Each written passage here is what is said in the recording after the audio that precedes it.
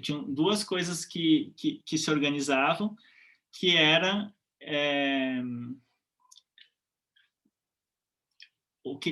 duas coisas que estavam em pontos em comum entre esses 2 anos é como o erro, o fracasso, o não funcionamento das coisas da vida, das coisas, das formas vivas, das expressões vivas, mobilizava, de algum modo, a possibilidade de criação. Por exemplo, quando a gente foi vendo no modelo do Darwin, né, como o erro, a cópia, a pequena variação feita a cada geração de um ser vivo impulsiona a manutenção e a construção da diversidade das formas vivas, a construção de algum modo, enfraquece a ideia de identidade. E essa ideia de identidade enfraquecida, que a gente vê lá no Darwin, quando ele mostra a variedade e espécie, por exemplo, como conceitos que são arbitrários, mas quando ele começa a enfraquecer esse entendimento da identidade, de uma unidade da vida, de uma unidade dos seres vivos, a gente percebe essa lógica desembocando nessas filosofias da diferença, que vão considerar, então, né, um conjunto de diferenças nessas repetições das reproduções dos seres, né, que vão, nessas pequenas variações, propondo coisas distintas. Quando a gente vê o Canguilhem trabalhando com o normal e patológico, ele é muito interessante notar como a variação que aparece, nos corpos vivos tende a ser entendida, né, como um fracasso, um erro, algo malogrado, e não, então, como uma proposição de uma nova organização de existência que pode, enfim, mobilizar outros entendimentos das relações dos seres, né? Então, a gente vai vendo nesse movimento da variação, que aparece lá no Darwin, que ele vai acabar com a ideia de unidade da vida, de identidade dos seres, e vai influenciar essas filosofias. O Canguilhem vai se apropriar disso de algum modo, mostrando como os indivíduos mais saudáveis são aqueles que são capazes de se reinventar, ou seja, de não repetir os padrões estabelecidos, não serem meras cópias de suas gerações anteriores, tanto nas formas instintuais, nas formas de organização da existência.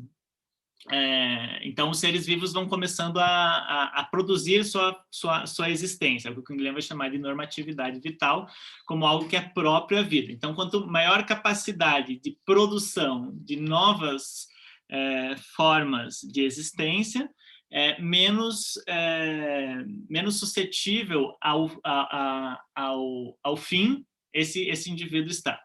Bom, e aí onde que entrou, a partir disso, onde que entrou nos últimos anos o nosso foco de trabalho? Especialmente na psicopatologia ou na patologia, ou nos entendimentos desses comportamentos ou desses pensamentos que não vão bem. Porque, de algum modo, a gente começou a observar que um comportamento patológico, às vezes, ele pode estar sendo patológico, não, em si, ele não é patológico. Ele é patológico em relação ao meio onde ele está, né? Então, a gente ia vendo exemplos disso em vários aspectos, né? Dentro de uma escola, com uma criança que não faz com que seu corpo repita os padrões dos outros alunos e se movimente de um jeito diferente, mais do que uma média, do que uma norma, do que deve ser o movimento, o corpo dessa criança se movimentar. E aí, enfim, ela é entendida como uma criança que está num processo patológico. E se a gente começa a pensar por uma outra, mudar um pouco da perspectiva do que é essa criança dentro de uma escola, a gente começa a ver que talvez o que essa criança está fazendo é uma agressão à teoria pedagógica, uma agressão à construção teórica, ao conjunto de saberes e valores e entendimentos sobre o que é uma criança, sobre o que deve ser aprendizagem, sobre o que deve ser um comportamento de um corpo dentro de um espaço. Então, essas pequenas variações, né, comportamentais da psicopatologia, elas deixariam de ser, então, psicopatológicas ou patológicas e começariam a ser, sei lá, uma outra coisa, né? Uma singularidade, que é um conceito que a gente vai tem utilizado muito, especialmente porque singular é algo que não tem lugar, né? Que está sem possibilidade de ser colocado dentro de um padrão, de um critério, de um lugar fixo estabelecido. Então, a gente foi vendo, né, que o que vai acontecendo é que, conforme a gente vai esvaziando a ideia de um sujeito ideal, de uma finalidade última, de uma formalização sobre o que é a existência, conforme a gente vai esvaziando isso, a gente vai conseguindo observar com mais detalhes para essas manifestações singulares. Bom, depois disso, a gente foi percebendo, né, nesses corpos que não se manifestam como deveriam, então, deixando de entendê-los como patológicos em si, mas sim como entendidos como patológicos por causa do ambiente que teoriza sobre eles. Então, a gente foi revisitando isso. E aí, agora, a gente está no momento de pensar assim, bom, esses comportamentos que estão desviantes, né, como é que a gente pode entender eles, então, como comportamentos propositivos ou comportamentos de criação, né, que são novos arranjos e que trazem, então, um novo modo de existência. E isso aí a gente estudaria inicialmente a partir desses dois textos do Canguilhem, o Descartes e a técnica, e atividade técnica e criação, porque esses textos são interessantes porque eles mostram que é justamente pelo fracasso das ações técnicas, né, quando elas não conseguem operar, ou é depois que a técnica se opera, né, a técnica ele dá os exemplos da física, da mecânica, da química, né, a partir dessa operação artesanal é que se constroem os saberes e se teoriza sobre o funcionamento dessa organização artesanal, dessa arte. E não o contrário, né, que não são os saberes, a intelectualidade, a razão, que lança um entendimento final sobre como a gente deve proceder.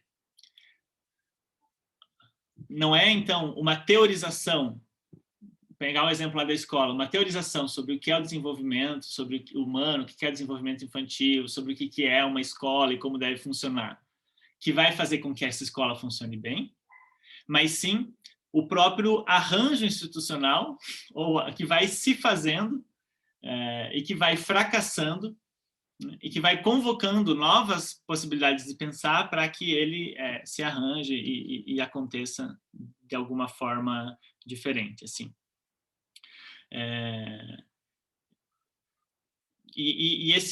Essa perspectiva que o Canguilhem apresenta nesses dois textos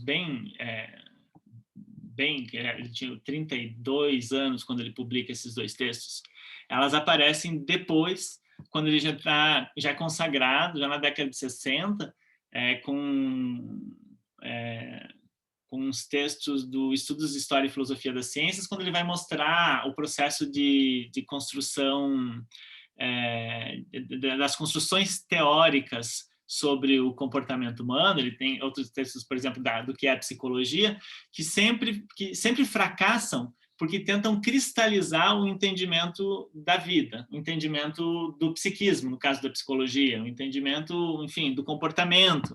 Sempre fracassam porque a vida é atividade criativa, ou seja, a vida é o tempo inteiro produção de desvios. Desvios de quê? De uma ideia de um padrão estabelecido que foi construído por uma filosofia ou uma ciência de identidade, de essências, né?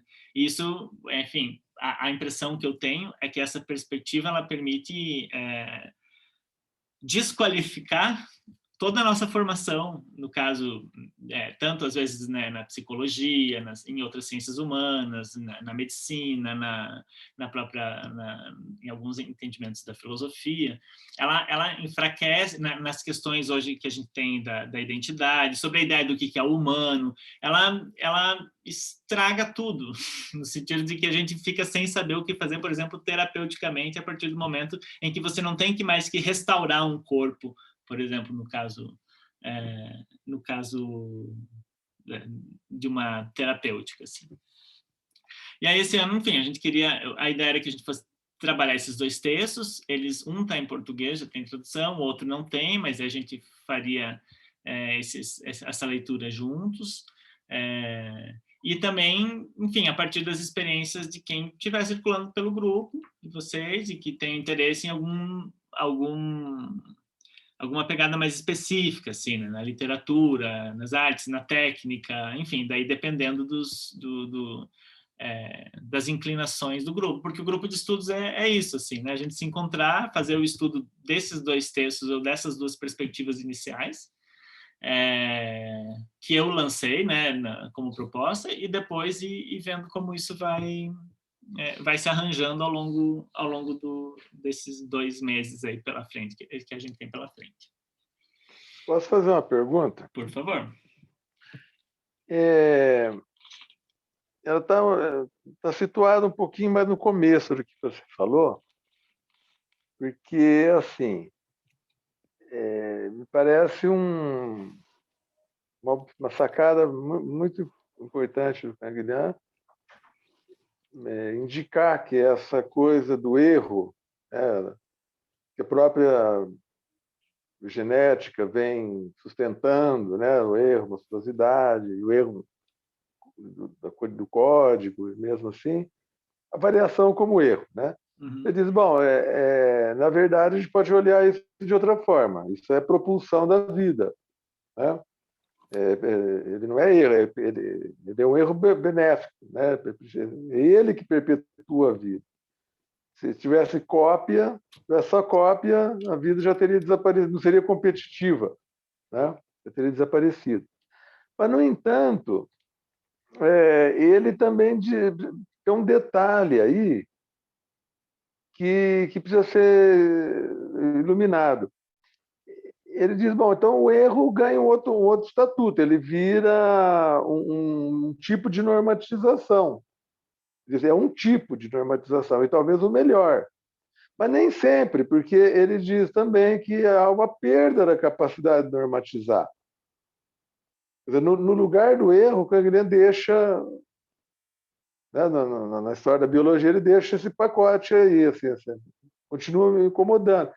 Tem um tipo de existência que leva à morte também, que é um problema, que é um equivalente do erro, se é que se pode dizer assim, que é a incapacidade de normatizar.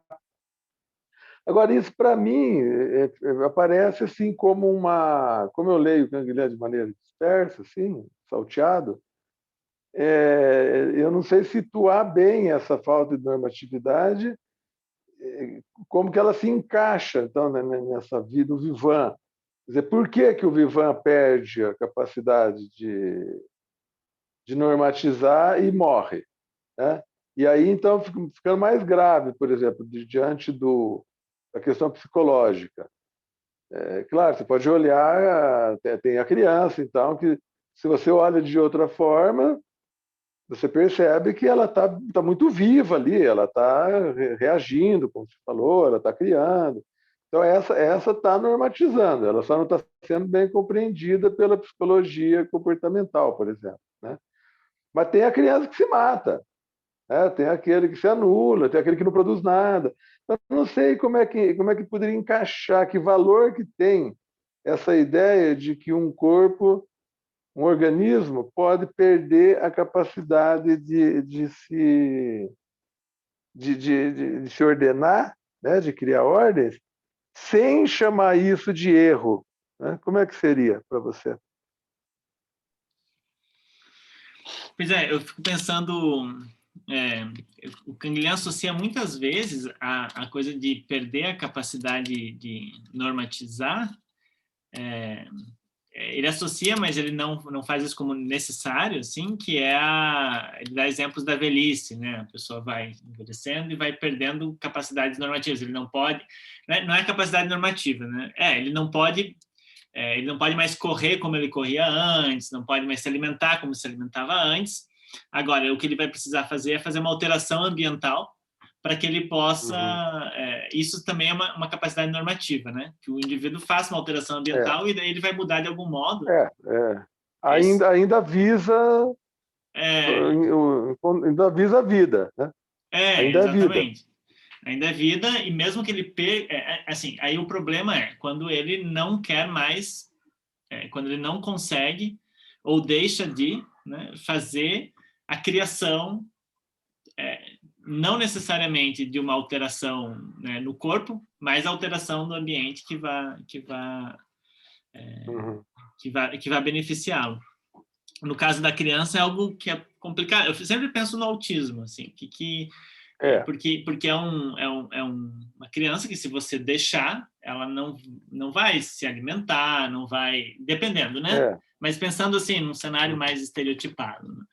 Ela não está inserida, né, no jogo da cultura como as outras crianças. E aí, às vezes, me parece que o recurso, nesse caso, porque ela sucumbiria, né? Se deixar essa criança ali, ela não... se todo mundo passar a repetir aquele padrão comportamental, ou se a gente usar ela como inspiração exatamente para daquilo que ela faz, né? Talvez levaria a turma inteira, deixaria de ter jogos colaborativos, aprendizagem de várias coisas. Mas o que a gente poderia pensar é que, enfim, eu acho que vai entrando numa coisa da coletividade, assim, de como o coletivo pode fazer a alteração ambiental, né, para que essa criança possa ser entendida como alguém que está produzindo novas normas, mas daí um jeito diferente de brincar, um jeito diferente de se relacionar, senão ela sempre vai ser o doente, assim.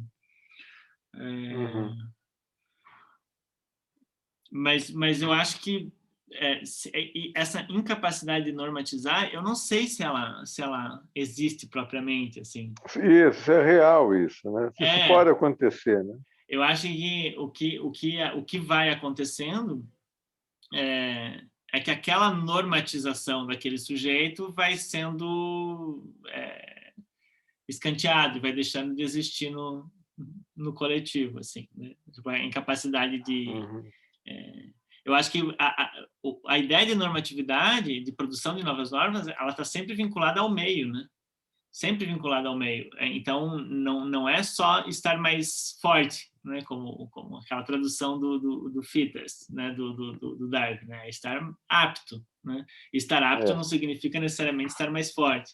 Então, uma criança estar apta não significa necessariamente ela estar aprendendo a ler e escrever, ela está aprendendo a se relacionar com as outras crianças, porque ela pode não conseguir fazer isso. Tipo... Então, porque eu estava pensando eu estava relendo um texto dele, que é o Vivant e Sommelier, né? Então ele usa ali essa expressão que é o sentido biológico, né? A biologia tem que buscar o sentido biológico dessa relação do vivo com o ambiente. E ele diz assim, olha, a unidade, né, a singularidade do Vivant não termina, se você pensar, por exemplo, num ser simples, uma coisa assim, não termina na sua borda, na sua pele. Ele vai dizer assim, a relação da célula com o órgão, do órgão, o corpo, do corpo, como ela vai se reproduzindo. Ela é expansiva. Ela vai embora para o maior e para o micro e para o macro, né? Então, talvez, e normatizar seria essa capacidade, então, de estar produzindo conexão com cada nível, né? Desde da célula, diz a própria célula é um milieu, ela tem um mundo lá dentro. Né? Então essas conexões, micros e macros, elas não param.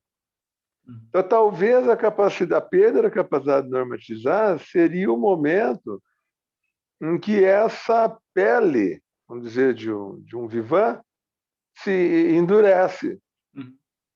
Né? Se ela passar a ter... Aí que ela vira entrópica, né? Ela fecha o sistema e começa a funcionar só ali dentro.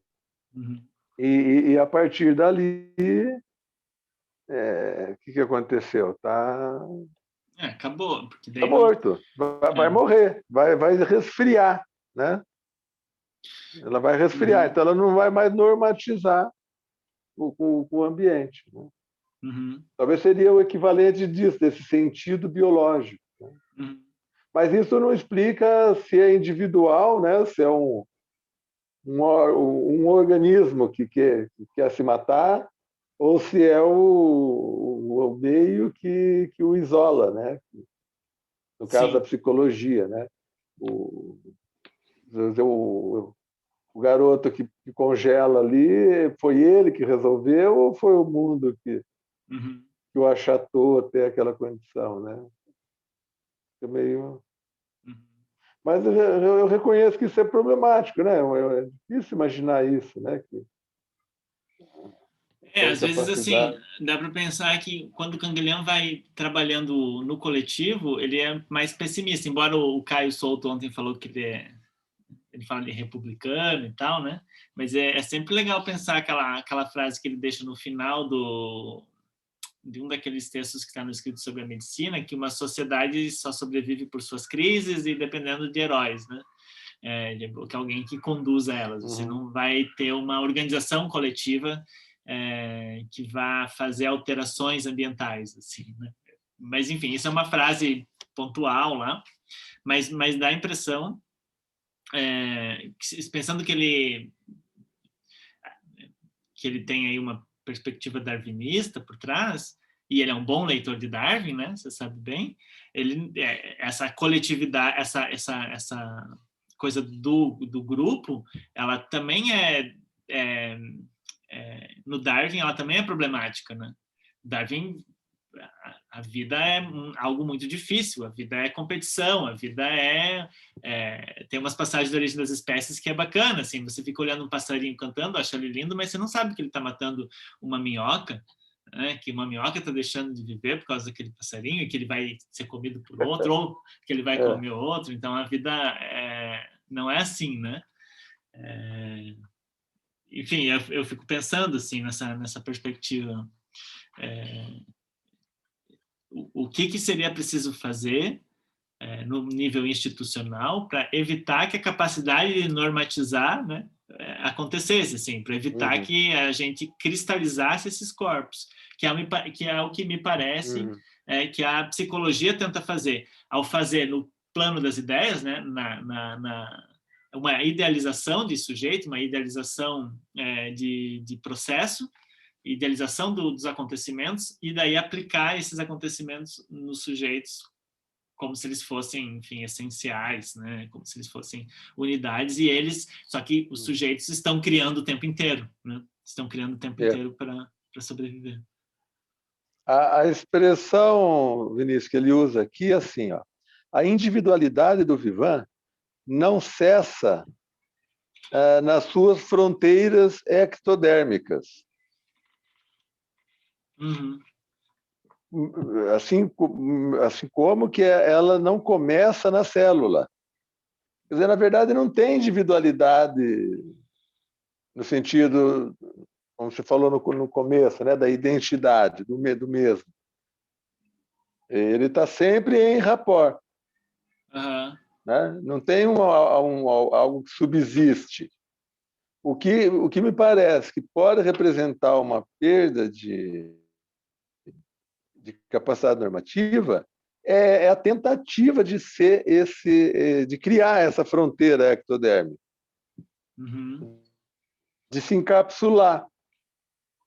Quando o Vivant, seja como organismo, seja psicologicamente, um caso um mamífero, o caso de uma ruptura com o real, por exemplo, Uhum. né? Ele se encapsulou e passa a ter uma vida própria. Então, ele não tem mais normatividade. Ele não vai além, ele não reconhece o que está fora, não faz valor o que está fora. Né? Uhum. Eu acho que talvez o segredo esteja na nossa noção de fronteira. Né? Uhum. Se a fronteira for rígida, não tem normatização. Uhum. Né? Uhum. Se ela for fluida, ele fala móvel aqui, né? Tem que ir de um lado ao outro, né? Do micro de Uhum. maneira móvel, né? Enfim. Tem Ó, Diga. aqui, ó. a relação, né, entre o ser e o viver, por consequência, móvel. E os termos mudam sucessivamente no seu papel. Então, se você pensar o aluno que se fechou ali, é isso, ele não tem mais papel dentro da escola. Isso. Ou pelo menos ele, né? Ou pelo menos ele não se vê mais com papel dentro da Uhum. escola. Ele deveria estar disposto a ocupar vários, uma hora um, outra hora outro, né? Mas ele não faz mais fluxo com a escola, então ele não... Uhum. Eu não sei se aí já não estamos meio que diagnosticando, né, o sujeito. Falar, você está encapsulado aí, né? Sim. Né? É esse parágrafo que dá essa ideia, né? eu até vou ver. É do Vivente e Meio, né? É do Conhecimento da Vida, né? Isso. No passado a O gente... o Vivan é sommelier. Lá pelo terço, quarta, quinta página. Uhum. Onde ele fala aí do senso biológico. Teria que... Mas, enfim, continue. Essa é uma questão, né? Temos que amadurecer isso. Sim, sim. Até lá pro capítulo lá, pro livro lá que a gente está fazendo. Eu acho que é legal de pensar isso, né? Do que é essa cura ou essa terapêutica, enfim. Porque, enfim, me parece que os sujeitos sempre são considerados como incapazes de normatizar, né? no campo de uma escola, né? No campo da psicologia, por exemplo. E aí, essa normatização, que seria, na verdade, se a gente pensa, né, numa criança que está fazendo alguma coisa que não é do plano da escola, ela está normatizando, né, para ela, né? Individualmente, ela está fazendo um processo. Mas o que se espera é que ela assuma um papel estabelecido, e quando ela vai perdendo o papel, né, é bem legal pensar nisso, assim. Eu acho que quando ele fala que é uma patologia, né, um sintoma, tal, pode ser uma forma de vida, talvez, e como a gente sempre pensa né, a criança agora, o autista, que está na moda, sempre dentro de uma escola, dentro de uma instituição, né, em relação com os pais, não sei o quê, a gente podia pensar, e como são instituições, elas são tecnologias. Isso. Né? Elas são a normatização, né? Elas não são normatividade. Aliás, normalização. Né? Uhum. O papel delas é de normalização. Então, talvez aí a gente possa recuperar um pouco o sentido vital mesmo da apatia como resposta. Esse garoto não está chutando o professor, como o colega da minha neta mandou o professor tomar no cu essa semana. Né? Mas tem outras que sentam e não abre a boca a aula inteira. Quem que é mais rebelde? Tanto o que explodiu como aquele que recuou. São duas grandes manifestações contra essa normalização. Né? Então, aí dá para restaurar isso como no jogo, né? Um valor criado nesse jogo. O sujeito quer te dominar e você fica olhando para ele até ele perceber que ele não tem efeito sobre você. O que parece nesses dois casos, nesses dois exemplos que se deu, é que eles não estão cumprindo a finalidade estabelecida pela instituição. Isso, eles não se submetem. Então, aí a apatia vira ação. Exato. Você pode rever a apatia deles como uma atitude. Né? Que é o que parece que também tem um francês chamado Fernand Deligny. Ainda quero dedicar um dia só para ele, que trabalhou com crianças autistas já fora da instituição, e, enfim, as deixou ele não foi negligente, cuidou delas, cuidados básicos, e mostrando que ali também, naquele movimento, havia uma resistência ao processo institucional, né? Por exemplo, na apatia, enfim, essa escola não me interessa, eu não quero me vincular com, né? Tem alguma coisa assim. E o que vai ficando pior, né? Depois, quando acaba a institucionalização, né? Quando acaba a instituição, quando as pessoas ficam adultas, né? Que é um problema que é mais recente, assim, que essas pessoas estão começando a aparecer agora, né? Tipo, onde estão essas crianças ensimismadas hoje, né? Estão em casa, né? Porque não se deu função para elas, né? Então, como é que a gente pode pensar, e aí um pouco na perspectiva estética, né? O quanto a gente pode pensar que esses corpos também estão fazendo uma proposição, né? Porque quando a gente vê que ali não tem proposição, é a partir do nosso conhecimento sobre, né? Mas me parece que ali também pode ter um tipo de proposição criativa. E também tem uma coisa curiosa, porque se a gente pensar o autista sobre essa cápsula, né? Como ele descreve ali do Vivan, que não deve ser cápsula. Mas se a gente pensar ele como cápsula, ele está morto mesmo, é uma questão de tempo, né? Você vai ter que ficar injetando alimento nele por venoso até que uma hora ele fracassa. Mas a gente pode pensar também, recuperando essa ideia de que tem uma atividade ali, a gente pode pensar, por exemplo, que o autista não é autista com todo mundo. O meu filho, por exemplo, dá aula de música numa escola de criança, e esses dias vieram falar para ele que fulano era autista. Ele falou, mas nunca percebi isso.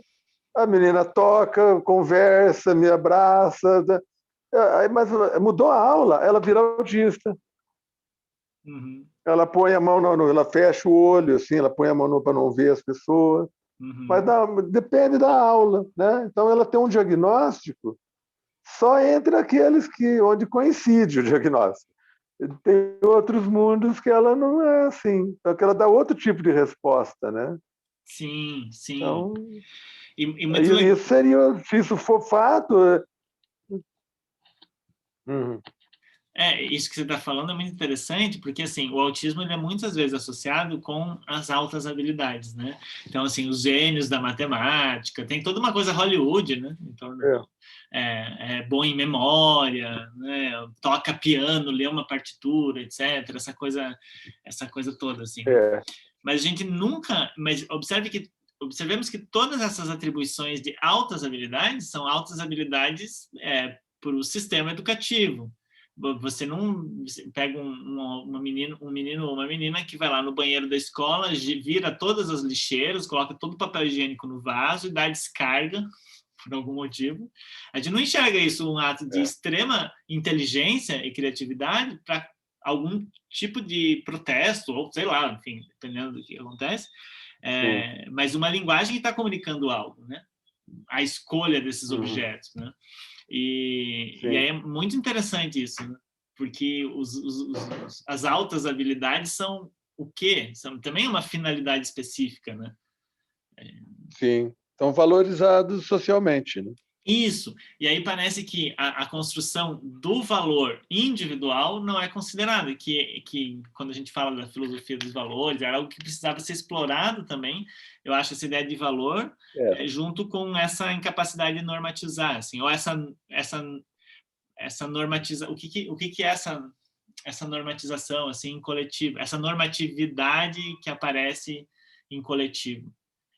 Eu acho que tem a ver também. Porque a impressão. Pode falar. A impressão que dá é que a vida não cria problema para ela mesma. Né? É exterior. Quando você diz que um organismo fracassou, que ele falhou, né, que ele parou de normatizar, me parece que ele foi congelado de fora. É difícil pensar que de dentro para fora esse movimento tenha havido um recuo ali na expansão. Né? Se a gente pensar aquela tendência lopariquiana, assim, né? A expansão. Né? Parece que é isso que a criança, a princípio, quer. O bebê não para, ele, né, ele se movimenta, ele tem uma propulsão interna. Né? Agora, tem o que vem acontecendo de fora, de fora, de fora, que até chega um momento que ele vai reduzindo, reduzindo, e a normalização é que vai criar esse invólucro em cima dele, até o ponto em que ele possa realmente aí sucumbir. Ele entra em colapso interno. Né? Agora, que parta dele, né, que uma vida não queira viver, isso não caberia no Canguiliano. Não, não. Caberia que viver é preferir e excluir. Que ele fala, né? Para uma ameba, até os seres com mais órgãos, né? Mais complexos, enfim, viver é preferir excluir. E assim, eu achei muito bacana essa ideia da fronteira que você estava falando, porque dá para pensar também que quando ele é sufocado, né, é porque, enfim, se estabeleceu uma fronteira, se separou esse indivíduo desses sistemas, né, que vão dessa célula. Ele foi desligado, né? Foi desligado. Enfim, e é um pouco o que eu venho pensando muito, né, na psicopatologia, porque para mim o DSM ou o CID, né, das doenças mentais, eles são um mecanismo de desligamento, né? Desligamento no sentido de que você faz uma leitura que essencializa aquele comportamento. E faz um invólucro, né? Então, toda vez que o menino fizer isso aqui, isso é uma estereotipia, eu não olho mais para isso daqui. Mas se você olhar 3 crianças, né, no caso do autismo, uma faz isso daqui, outra faz aqui, e outra faz aqui. Isso já é uma diferença. E não é necessariamente o mesmo movimento. E quando esse movimento surge, até quando ele dura, e a forma como ela faz, também é singular. Né? E aí, o sufocamento da teorização sobre aquilo, né, vai matando essa capacidade essa criação, essa tentativa de organização que esse indivíduo tem para superar alguns problemas vitais de existência. O que parece dialogar muito com esse texto Descartes e a técnica, e atividade técnica e criação, porque o Canguilhem parece associar muito a ideia de técnica com normatividade, depois que ele vai falar para a vida, para os organismos vivos. Sem dúvida. Que o artesão está o tempo inteiro tentando resolver um problema. Ele dá o exemplo das lunetas, da ótica, né? De que como assim ele conseguia teorizar a forma ideal para funcionar uma luneta, o Galileu, Descartes, ou os instrumentos de ótica, mas a matéria tinha uma resistência, né? A matéria, o vidro, os instrumentos, eles resistem, né, a eles não permitem com que o máximo daquela finalidade seja executado. E aí se culpa, a impressão que eu tenho, né, que o Canguilhem vai mostrando, que a culpa é dada a uma teoria que está fraca, né? Ou a culpa é dada à matéria que resiste, quando talvez o Canguilhem vai enfraquecer tudo isso e vai mostrar que toda matéria ela não se repete, não existe, né, identidade, não tem como... A gente precisa conceber, talvez, um nível de entendimento teórico que não subentenda uma finalidade, uma perfeição, tal como a teoria tenta fazer, né? Uma perfeição do instrumento de ótica, uma perfeição das reações químicas, porque sempre tem desvio, sempre escapa. Né? Pô, a física newtoniana não resolveu todos os problemas. Eu acho que dizer que a matéria resiste, e isso aí é recorrente, né, na epistemologia, mesmo na história da filosofia, dar condição de sujeito para ela, né? Colocá-la como um elemento a priori que não participa não quer participar da confecção, né? e ela baliza, vamos dizer, ela é o teste de realidade, né? Que funda o eu e ela é o isto, né? É o outro. Então já ela é vista como um divórcio. É ela que é a cera que indica que ela não é eu, porque eu não sou ela, né? Quando Descartes desmancha a cera, é ela que resistiu e diz: eu não sou você, então você não vai fazer comigo o que você quiser. Eu não sou seu parceiro, eu não estou em rapport com você. Eu vou resistir, né? E aí ela deixa de ser coprodução, né? Então aí você tem essa película aí que distingue os organismos, né? Um do outro, o organismo do seu meio e tal, né? E aí as produções vão ficando, e aí justifica as intervenções, né? Aí eu preciso entrar com uma cunha, assim, né? Eu tenho que quebrar a resistência da matéria. Tem que Isso, anular essa resistência, transformar, amolecer a matéria, né? isso. Para que ela Então, aí a corresponda, tecnologia. para que ela corresponda ao modelo que eu criei de como ela deveria ser, né? É, isso, você derrota a matéria, né? Porque naquele filme Odisseia do Espaço, que os macacos estão assim numa colina, aí eles pegam os ossos de algum animal que morreu há muito tempo, ele começa a bater. Ali é uma clava que ele faz, né? É diferente de uma espada que depois de sei lá quantos anos é derretido, o metal é derretido, é forjado e construído anatomicamente para o homem usar nos seus interesses. Então, uma espada é produto da tecnologia. Agora, um osso que encaixa ergonomicamente na sua mão e você começa a bater no chão e bate em alguém e vira uma ferramenta, isso é técnica, né? Você compôs com aquele osso, você não dominou ele não deixou de ser osso, né? É uma relação mais... Aí sim é um rapport, né? Que está se estabelecendo ali. Agora, dali para frente, depois que a inteligência dominou, né, passou a comandar o processo, aí não deu mais, né? Nossa, Você fala não dominou em termos de manufatura, né? Quer dizer, o osso não está manufaturado como a Isso. espada. Ele entra com as formas dele, né? Só podia ser aquele, né? Aquele osso que cabe na palma da mão, que é possível levantar. Então, ele é como se os dois estabelecessem um namoro ali entre a mão de um e a capacidade, né, a condição ergonômica do outro. Agora, se eu pegar o osso e passar ele no esmerilho e transformar ele num cabo, aí pronto, eu reduzi ele a nada, né? Assim, a matéria bruta, né? Então, aí que eu estou dizendo que seria uma dominação, né? Tá, Eu desmontei. Eu tinha pensado, quando você falou imediatamente assim, né? Que ele não domina, e eu tinha pensado o contrário, que é naquele momento que ele domina. Porque é algo que estava inerte, ele dá vida. Bom, a cena é belíssima, né? Daí dá para... Estou pensando na cena também. É a melhor do filme. E daí, algo que estava lá inerte, ele dá vida, né? Porque ele dá vida. E depois Isso, ele vai então, usar o osso para eu acho que você tem razão.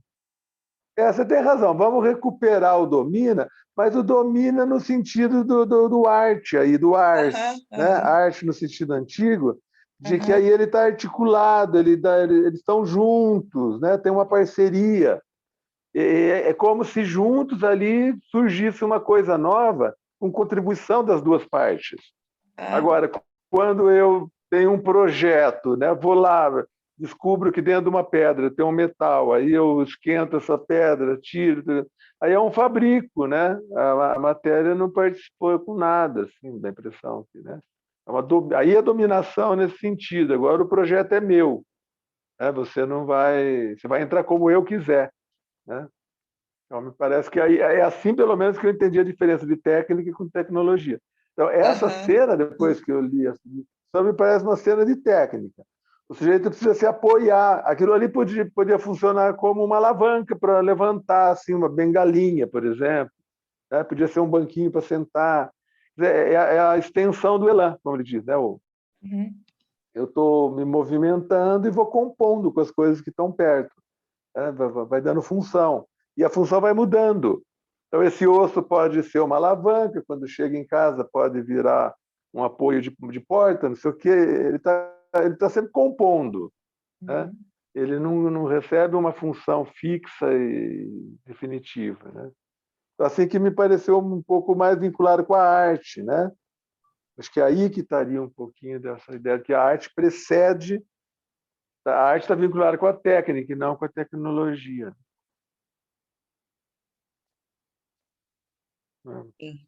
Mas você tem razão, é uma dominação no sentido de que há um aumento, né? Uma ampliação de atitudes, né? A cena ganha coisas inéditas, né? Traz coisas inéditas, claro.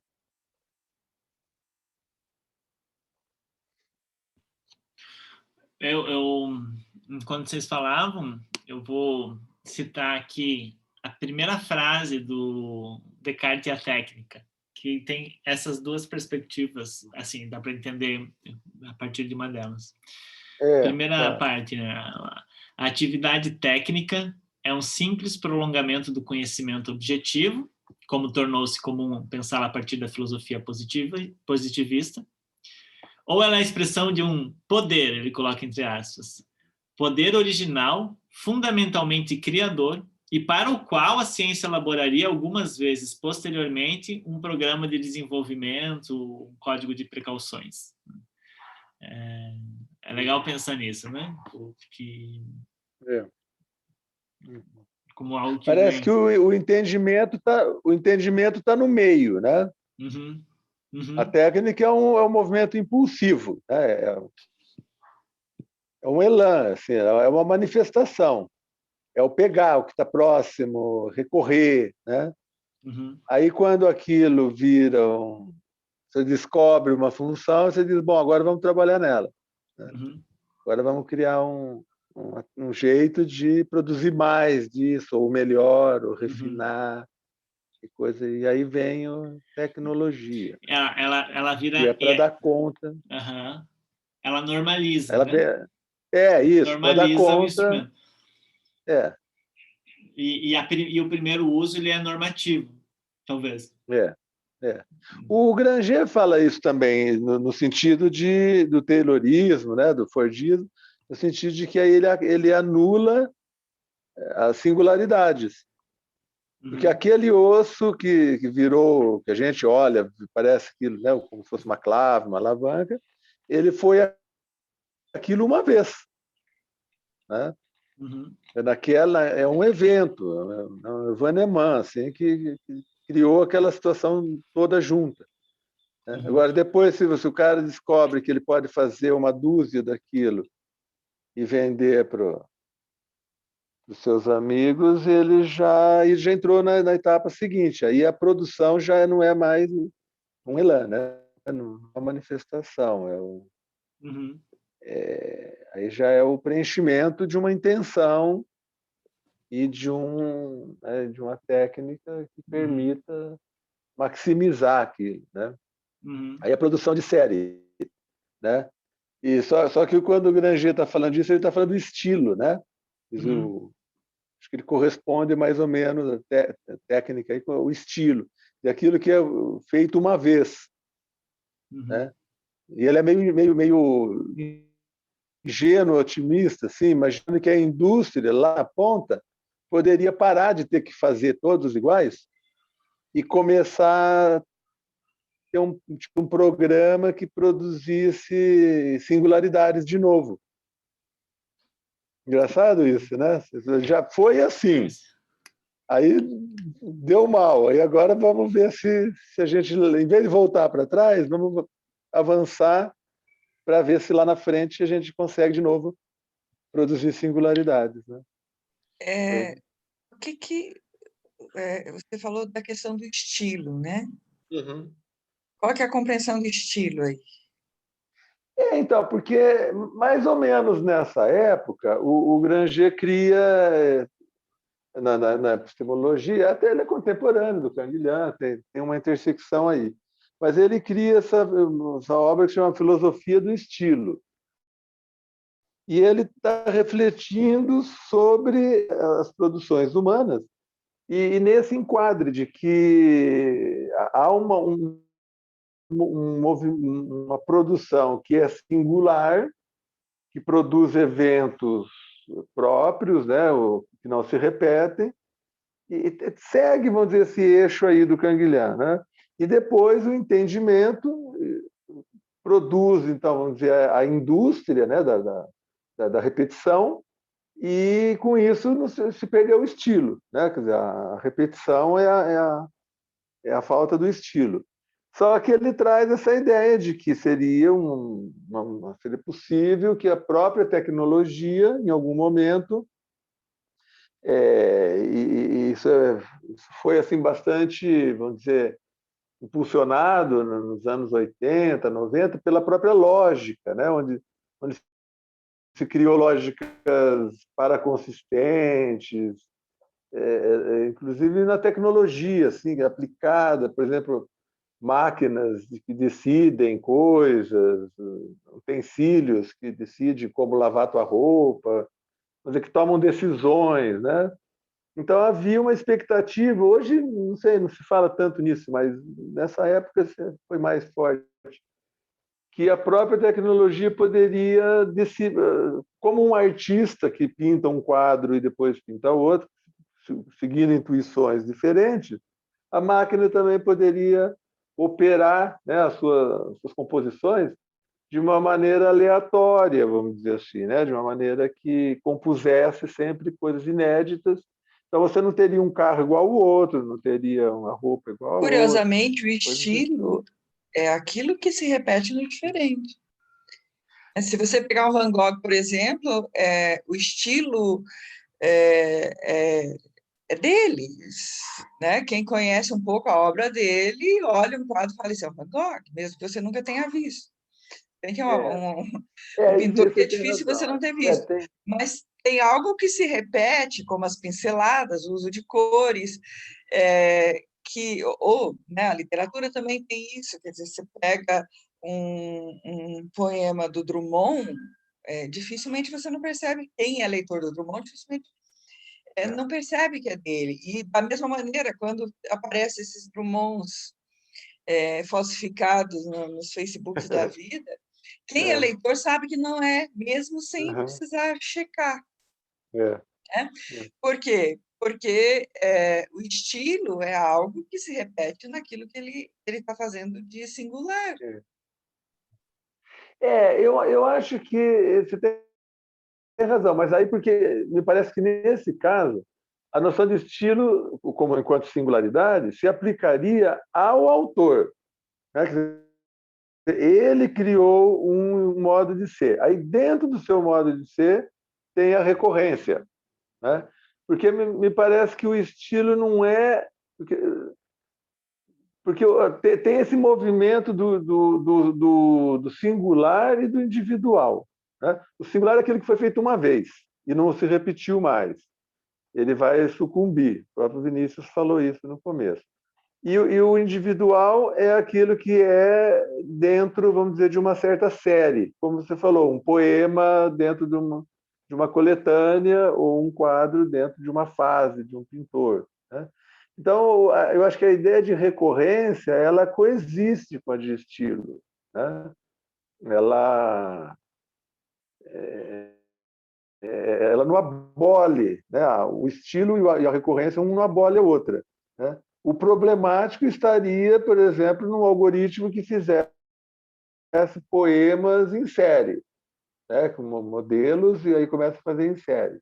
Agora, que uma pessoa desenvolva um modo de escrever um poema, e depois ele, no exercício dele, ele começa a repetir aquilo.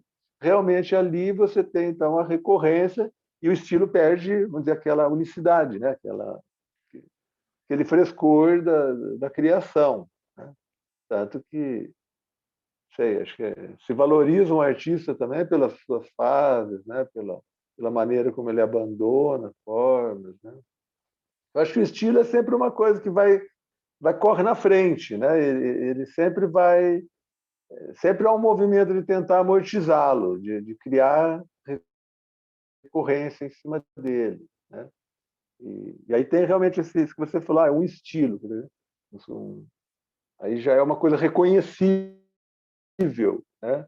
Mas aonde o Granger está teorizando o estilo, acho que onde o Canguilhem está pensando a diferença, né? Essa filosofia da diferença, é a emergência dessa coisa que tem uma certa descontinuidade. Eu acho que você apontou uma coisa interessante, que a gente não deixar de perceber o uso da palavra estilo, que ela também indica continuidade, né? Mas me parece que o objetivo aqui é persegui-lo como descontinuidade, né? Como evento único que depois pode ser assimilado a reproduções, coisas desse tipo, né? Enfim, mas fica aí a reflexão, né? Sim. Agora, quanto à normatividade, me parece que o valor dessa ideia é porque, assim, se ficar repetindo formas de reprodução, por exemplo, o organismo morre. O organismo não pode ter estilo no sentido de padrão, porque aí nós estamos falando mais ou menos de estilo quando ele vai virando um padrão, né, que tem essa tendência de padronizar, né? Se o ser vivo bem sucedido, por exemplo, ele parar de criar, é o caso que estão falando com o vírus aí, né? Por que o vírus está dando trabalho para a gente? Porque ele é criativo. Você vai tentando pegar ele aqui, ele muda lá, e assim ele vai. Por isso ele está vivo, né? Agora, quando ele cair numa certa malemolência, aí logo vem um chinês lá e acaba com ele, né? E domina, assim, encapsula ele, né? Então, parece que a preocupação do Canguilhem é isso, só vai ter vida na medida em que ela fugir da repetição do seu arranjo, né? do seu código. Você ficar fazendo xerox do mesmo código, chega uma hora que aquilo não vale mais, né? Então, precisaria que ela sempre reproduzisse, que ela não se reproduzisse, né? Como idêntico.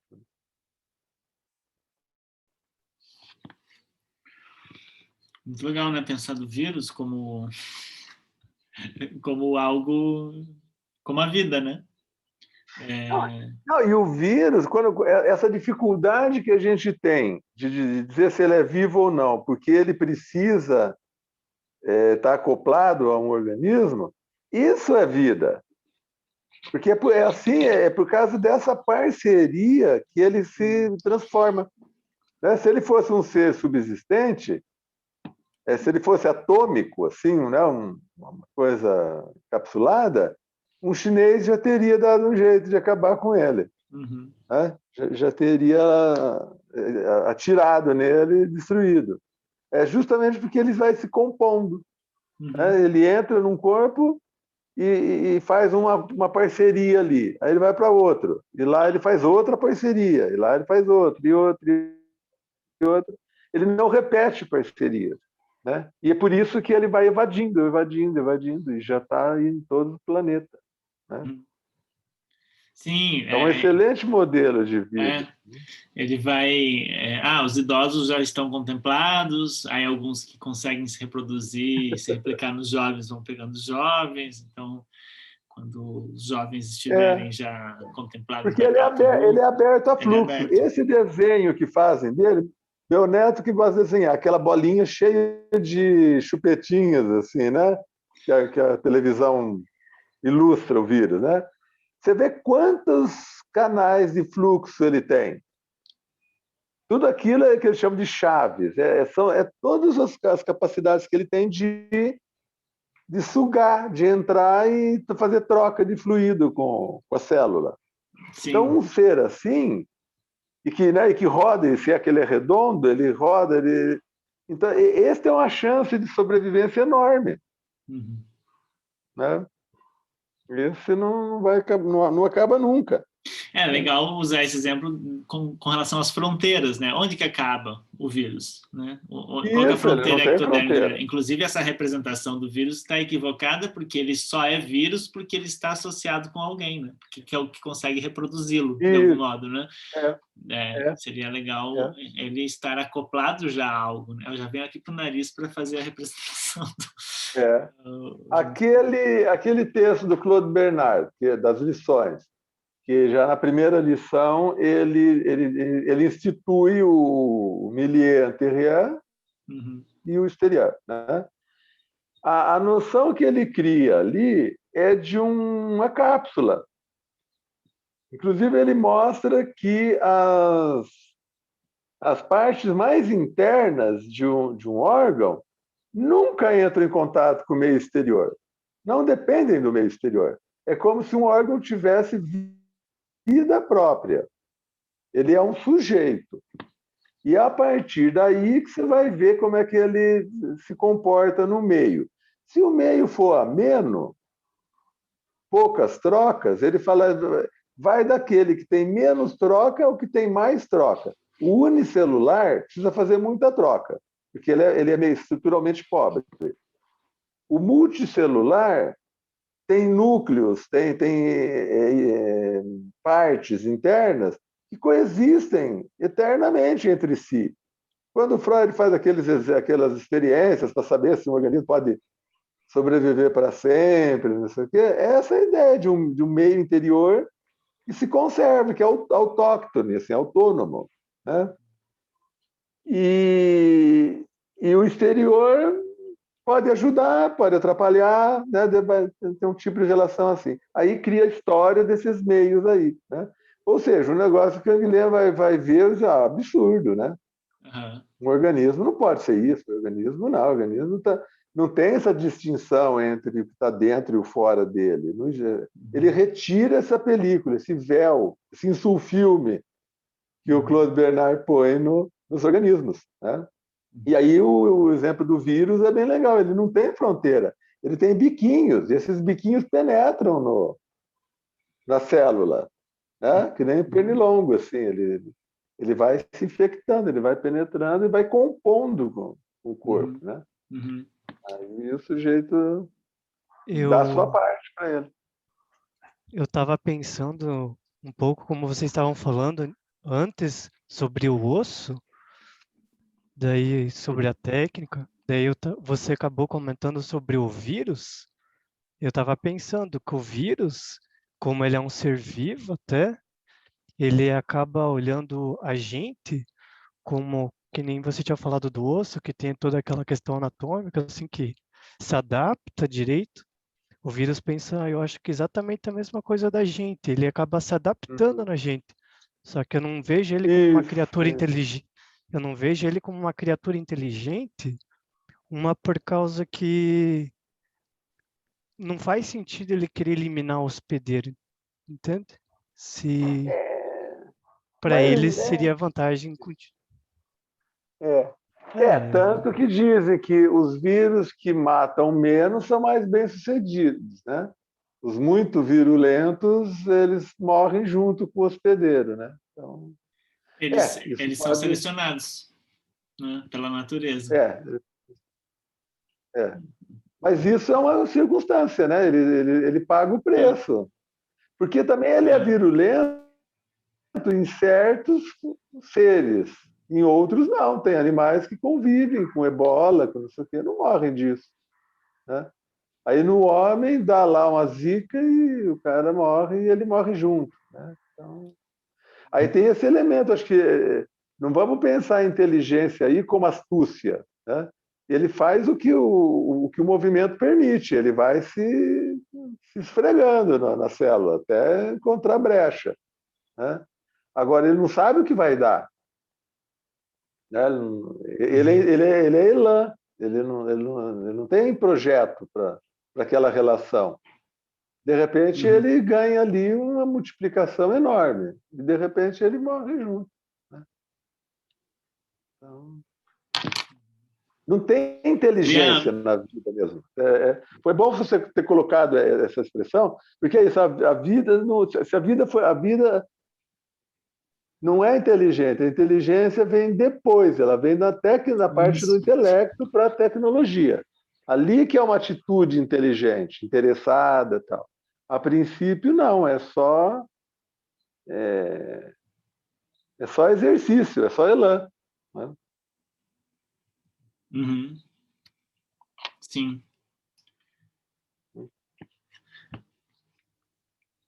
É muito legal pensar nisso, porque se a gente fala, né, que a inteligência, né, é o que vem depois, e é algo que vem depois para tentar entender um agir, pensando nessa palavra que o Canguilhão usa, né, pensando um estado de criação, um estado criador, para tentar compreender o estado de criação, né, desse vírus, ou de qualquer manifestação viva, né? E fracassa, a inteligência fracassa para a forma como a gente tem essas compreensões, né, da inteligência, como a gente está construindo os saberes sobre os corpos vivos, tem fracassado. Pelo menos é a tese que eu venho sustentando no campo da psicologia. Justamente por isso. Porque faz um entendimento do sujeito como algo redutível, tenta reduzir, e não consegue captar o ato de criação, né? O ato criador. Tem uma frase aqui no Atividade Técnica, que é a criação do Canguilhão, que a gente já está terminando, já está dando horário, vou deixar meio no ar, mas ele até deixa em itálico, que é: esse erro então, enquanto tal, criador, criatrice, né? Criador, de criação, né? Esse erro é criação, né? Eu acho interessante essa passagem, porque a gente, enfim, enquanto a inteligência, né, que vem depois da técnica, ou que vem depois de observar a normatividade da vida dos órgãos vivos, vem depois para tentar submetê-los a leis que conseguem predizer um conjunto de coisas e tendências de processos, mas não conseguem predizer o ato criativo. Exatamente. Pega lá o Jacob, o Monod, todos os biólogos da década de 60, eles vão começar a entrar num conjunto de axiomas filosóficos para justificar o acaso, a aleatoriedade e a impossibilidade de predição da conjunção de dois códigos genéticos, né? Eu escrevi um pequeno texto para um livro do colega lá da Espanha, que queria que refletíssemos sobre a pandemia, né? E eu escrevi a partir dessa ideia, porque, assim, o interesse pela vida, a espontaneidade da vida, seria um ser vivo se manter nesse estado de erro, ou seja, estado criativo, nessa espontaneidade de fluxos inéditos que permitisse sempre um estado de arte, e não de inarte, de inércia, né? Inércia. O que acontece quando o homem, então, passa a fazer isso que você falou, que é olhar para o que aconteceu, para o ato criativo, tentar entendê-lo e tentar dominá-lo, né? Fazer dele uma mercadoria, vamos chamar assim, para usar um jargão, né? Quando ele faz isso, por que ele fracassa? Porque ele está, se bem que a princípio ele não fracassa, né? Porque nós podemos fazer uma vacina, por exemplo, nós podemos fazer uma escola. Isso, a gente tem mecanismo, a gente tem tecnologias para isso. Só que a diferença que é mortal para ela é que ela está motivada por interesses imediatos. Ela não está motivada por interesses vitais. Ela não quer continuar sendo vida, ela quer resolver algum propósito desse momento, como produzir mercadorias, como aumentar a produção de carne, disso, aquilo, que depois vai gerar problemas muito maiores que aí eu não vou ter criatividade ou velocidade, porque você vê, toda maneira de enfrentar problemas ecológicos hoje é sempre pensar, mas se tiver tempo a gente resolve. Né? Mas resolve o quê? Um problema que nós criamos, um problema que não tinha. E se não tiver tempo, aí não vai resolver. Né? Então, todo esse campo artificial que o intelecto criou, ele aparentemente ocorre de uma maneira progressista, ele agrega, mas ele tirou do homem justamente a espontaneidade de poder compor com qualquer situação. Né? Agora vai ser assim, ou vacina ou extermínio. E na natureza, por que os macacos têm esse vírus e não morrem? Porque eles compuseram.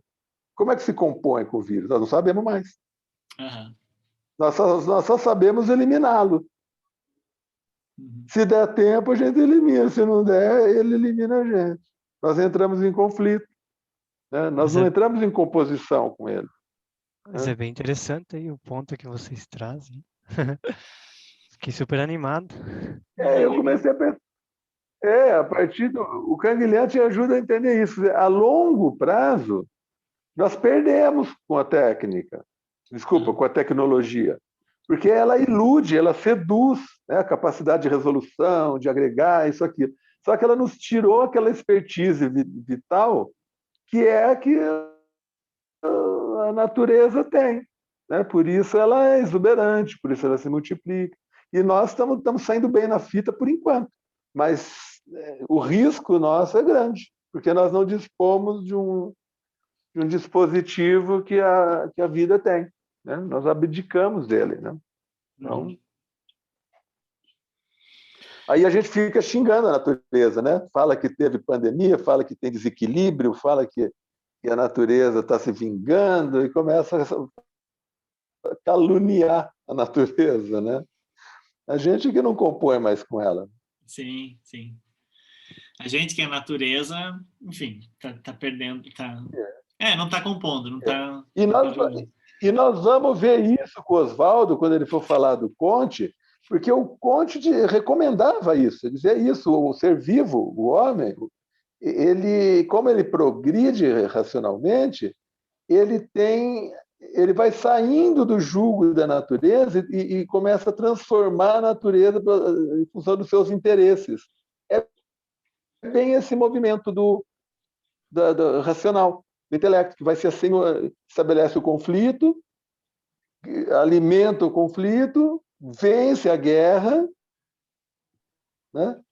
Até que um dia ele percebe que transformou tudo em terra arrasada, ele transformou tudo em mercadoria, e aí não tem mais natureza, né? Sei lá, pensando no futuro, né? Sim. Ou pelo menos ele já se afastou demais da sua pré-história, ele se desnaturou. Da sua bossa nova. Desnaturou. Desnaturou, que é um termo... Né? É um termo até da biologia. Desnaturar sei lá, um elemento que perde um químico, né, que perde as propriedades dele, né? Desnatura. Queimar uma madeira é desnaturar. E principalmente perder a capacidade de variar, né? De compor, de criar.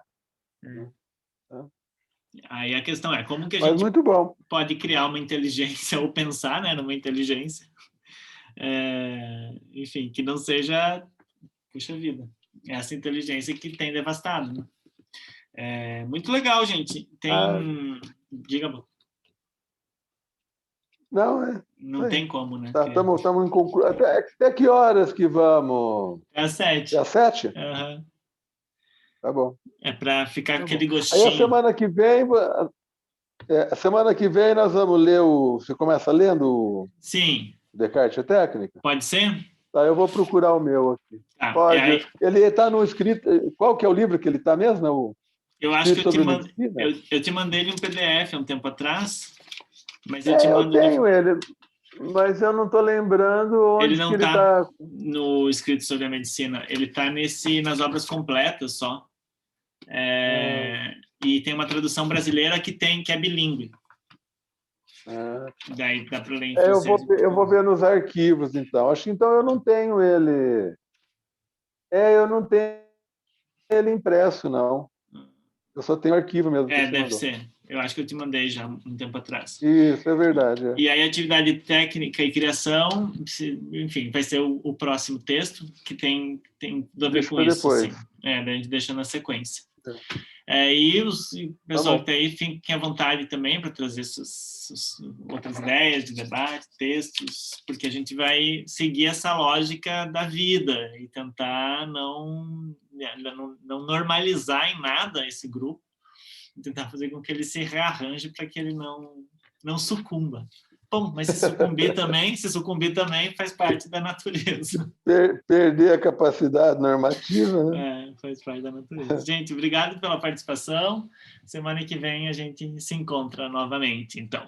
Até boa noite a todos. Beijo, tchau. Beijo, boa noite. Boa noite.